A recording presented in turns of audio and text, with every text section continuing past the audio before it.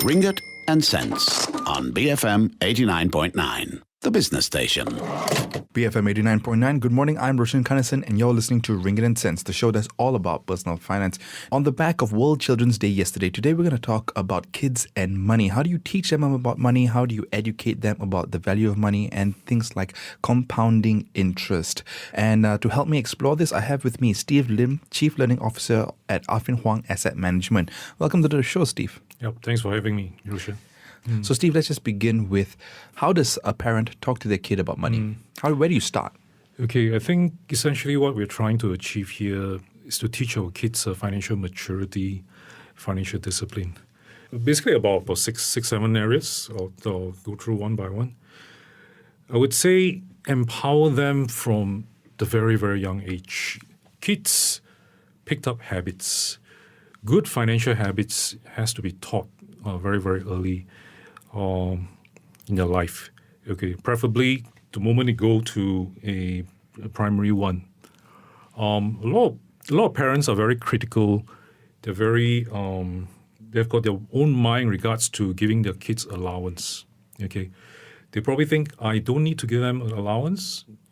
I'll pack food for them to save money and it's more nutritious. Okay, and even if I want to give them allowance, it will be very, very minimal. Okay, I would say for parents, I think you should start considering giving even a primary one student a small allowance, but high enough than required for food or whatever knickknacks they want to buy, so that it gives them the opportunity to save the excess. Okay, that management of the excess of their daily savings or their weekly savings, that itself is to train the financial discipline. The second point I'm trying to make is abstain. Parents should abstain from buying things for them outright. If they want a PS2, if you want a Apple Watch, you just swipe your credit card and give it to them. I mean, this is going to develop the entitlement mindset in them. So I think it's very important that through the excess that they save on a regular basis, okay, encourage them to buy whatever they want with their own money. Okay, with their own money, just give them an opportunity to postpone the gratification. Okay, this part is very important because the way you approach it, you can tell your kids, okay, if you don't spend the $10 today, okay, this $10 is going to be $22 10 years later if it grows at 8%. So whatever you do, whatever you spend on, it has got a cost to it. And by resisting the gratification, instant gratification, you can be getting more out of it. Yeah. So there are a few things I noticed there, right? Yeah. One is immediately you're teaching kids the value of money and opportunity cost. You can buy this or you can buy that. That's up to you. You spend that money. Yeah. Two is getting them to sort of earn that allowance. Yes. It teaches, at the end of the day, it makes kids make decisions and it empowers them. Yep. But the last one, you were talking, that's basically compounding interest. Yep. And I must have been 10 years old or 11 years old when my parents taught me this.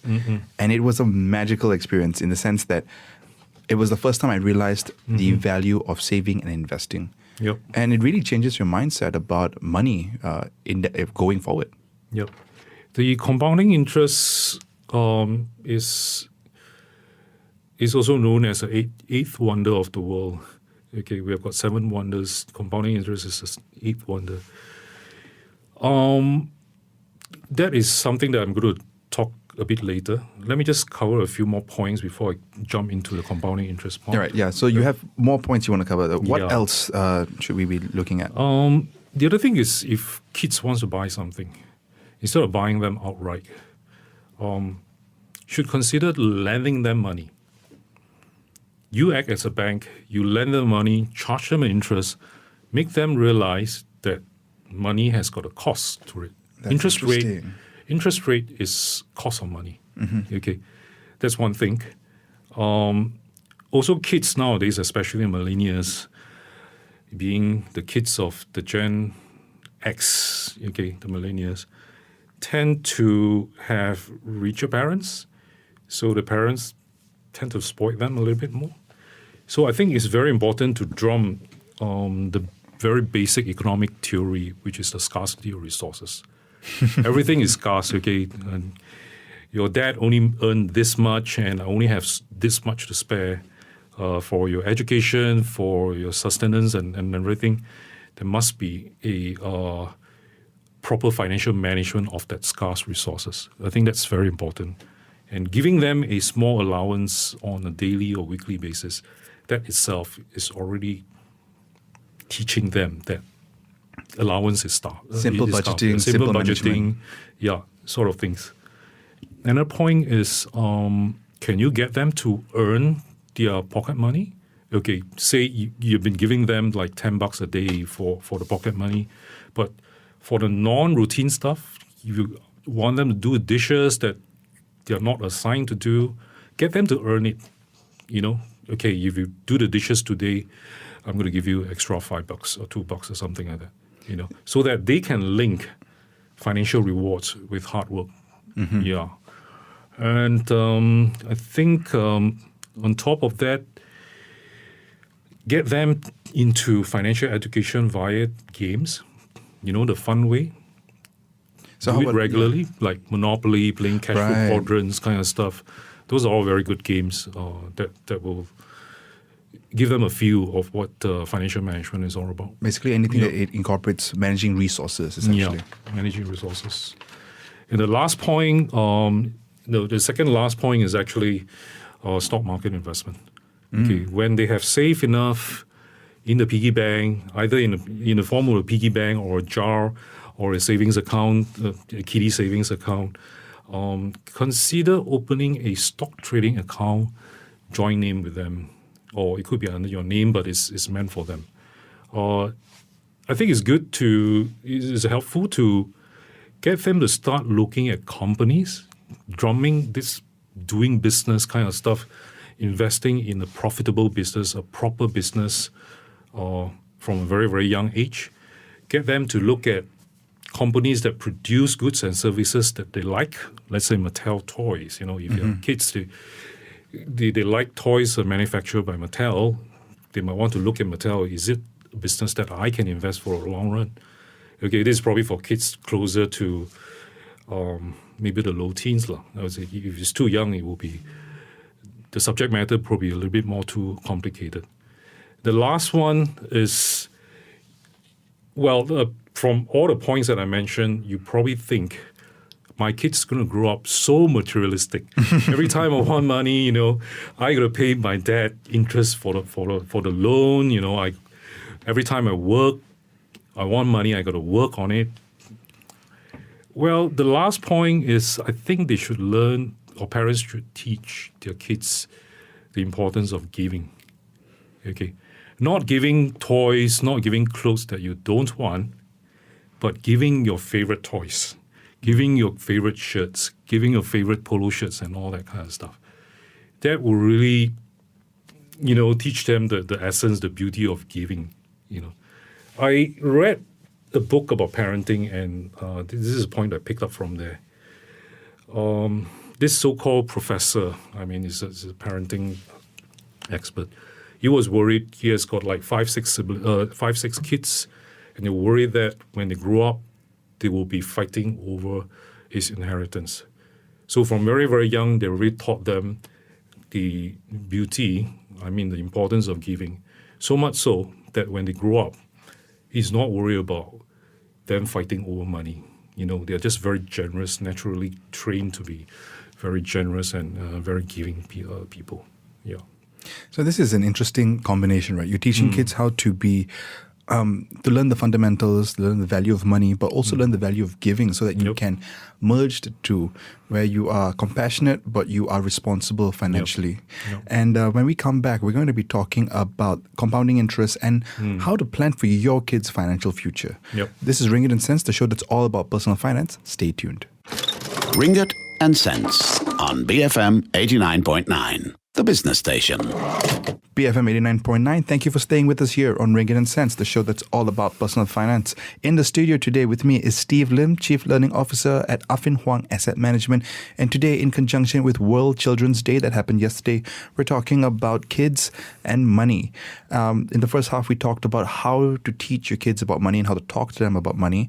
Now we're going to talk about planning for them. But before we get there, Steve, we were talking about how to teach our kids compounding interest. Now, the eighth wonder of the world.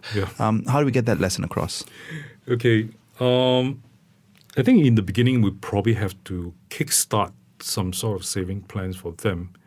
When they get a bit older, old enough to understand, say they've gone through schools, they have learned about addition, multiplication from their math classes, then only we slowly introduce the compounding interest impact. But best practice, we talk about creating a future financial for the kids. Point number one, we got to start really, really early. I gave you that example. If your kid is born, the moment they are born, you start contributing $100, 100 ringgit to a so-called their retirement fund. So by the time they reach 60, when they retire, of course, when they grow old enough to be working, they will take over the contribution of $100. They will end up with growing at 8%, which is not a very, very high return. We're looking at 1.78 million. If they were to start only after college, say they start at 25, and they accumulate for 35 years rather than 60 years, okay, they would only have 230,000 when they reach 60. So we are looking at, we're talking about a difference of 1.5 million between starting when they were born and starting when they finish college.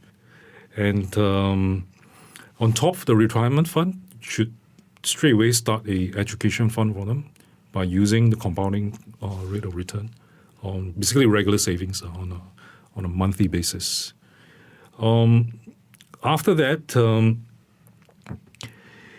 the kind of stuff that you invest for the kids, this regular savings, I think a lot of misconception in the market. Most parents, especially those who are not trained financially, will probably be a little bit more averse to risky assets.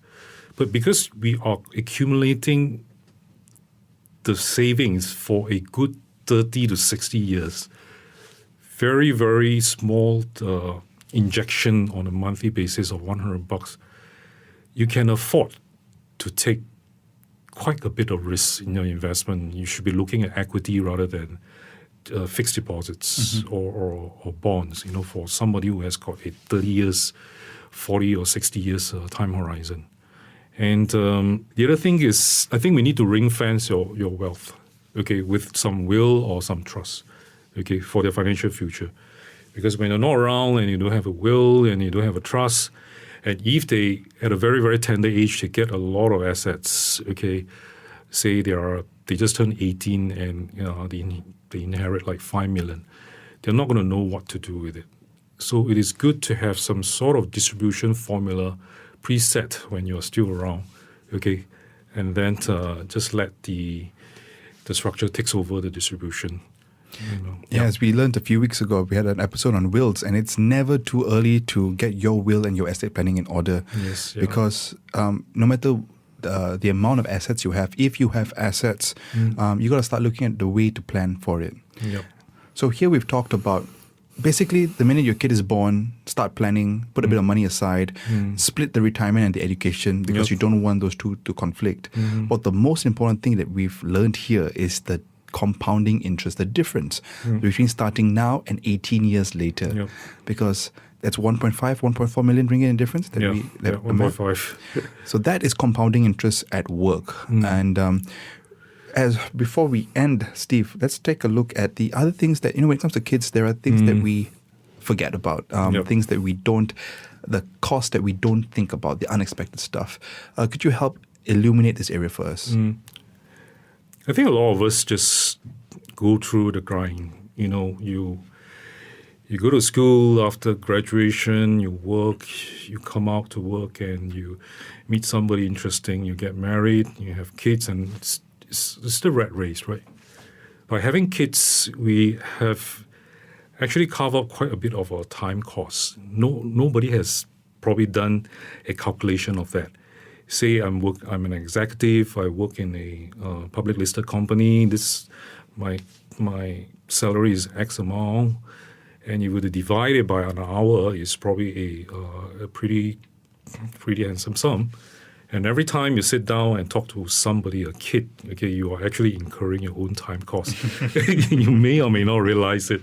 Okay, so time cost is very high. Okay, without having kids, if you choose not to have kids, okay, you would have a lot of time on hand. You can pursue your own interests. On top of that, emotional costs. I mean, that's probably the most important person in our life, okay? Whatever he or she does, well or not well, it takes a toll on our emotion. And when you're emotional or something, when you're upset about something, you're probably not productive. And that is cost. So time costs, emotion costs, okay? And all these costs, if you not have the kids, you can actually channel it to your own activities. It could be charitable, it could be your own interest. You can go skydiving all you want. Okay, and the other thing is, I think the third cost is, what if your kids is not obedient? They just turn out to be some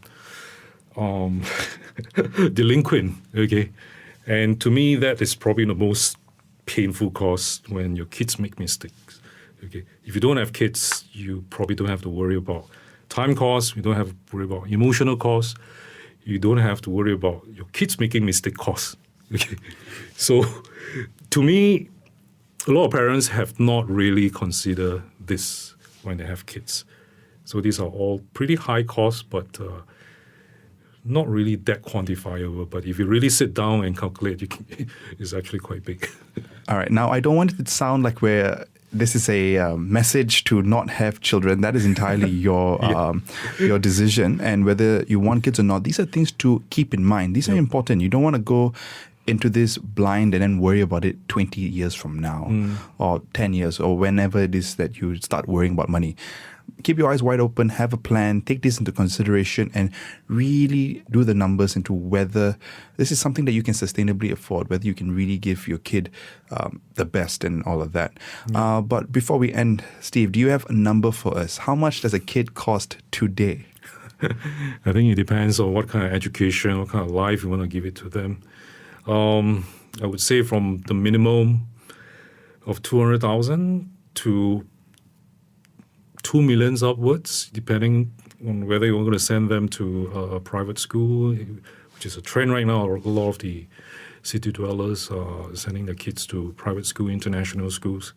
And just on primary and secondary, on a ordinary private school alone, that's probably going to cost you already $500,000. That's before college. Yeah, so basically, your choices are going to be essential to how much a kid costs, but we're looking at anywhere between 200 and 2 million. 200,000 and 2 million. 2 million northward. 200,000 to about 2 million above. And yeah, education is going to be a big part of that. Education is a huge cost. If you're in public school, that's one thing. But when you go to college, when you go to university, where you're going to go, these are all things. And that's why having those retirement plans and more importantly, the education plan is vital. If you start with that, I think that is probably the most important thing we've learned today. Just starting that, the compounding interest for your own kids later on will be incredibly helpful. And then, of course, there are just different ways to teach your kids and educate them and make sure that they understand the value of money. Now, if you've got your own stories or tips when it comes to raising children or teaching kids about money or the cost of having kids and raising them, let us know. Email us at ringgit@bfm.my or tweet us at ringgit and cents on Twitter. And on that note, Steve, thank you so much for joining me today. Thank you. I've been speaking to Steve Lim, Chief Learning Officer at Affin Hwang Asset Management. This was Ringgit and Cents, the show that's all about personal finance. Up next, the 10 a.m. News Bulletin, and then Enterprise. I'm Roshan signing off for The Morning Run, BFM 89.9.